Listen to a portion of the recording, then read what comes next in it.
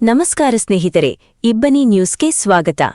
ಹರಪನಹಳ್ಳಿ ಕೃಷಿ ಭೂಮಿಯನ್ನು ಸಂರಕ್ಷಿಸುವ ಜೊತೆಗೆ ಸುಸ್ಥಿರ ಕೃಷಿ ಪದ್ಧತಿಗಳನ್ನು ಅಳವಡಿಸಿಕೊಳ್ಳುವ ಮೂಲಕ ರೈತರು ಆರ್ಥಿಕ ಪ್ರಗತಿ ಸಾಧಿಸಬೇಕು ಎಂದು ಸಹಾಯಕ ಕೃಷಿ ನಿರ್ದೇಶಕ ಮಹಮ್ಮದ್ ಅಶ್ರಫ್ ಸಲಹೆ ನೀಡಿದರು.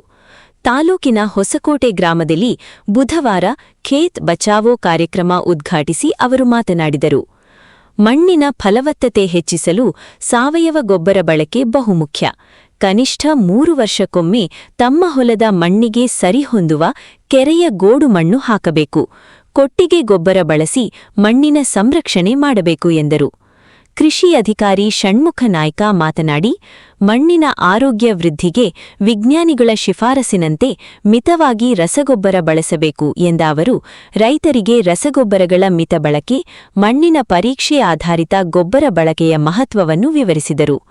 ಈ ಸಂದರ್ಭದಲ್ಲಿ ರೈತ ಮುಖಂಡ ಬೂದಿಹಾಳ್ ಸಿದ್ದಪ್ಪ, ಹನುಮಂತಪ್ಪ, ಪಂಚಣ್ಣ, ಆತ್ಮ ಸಿಬ್ಬಂದಿ ಸಂತೋಷ್, ಕೃಷಿ ಸಖಿ ರಾಧಾ ಇದ್ದರು.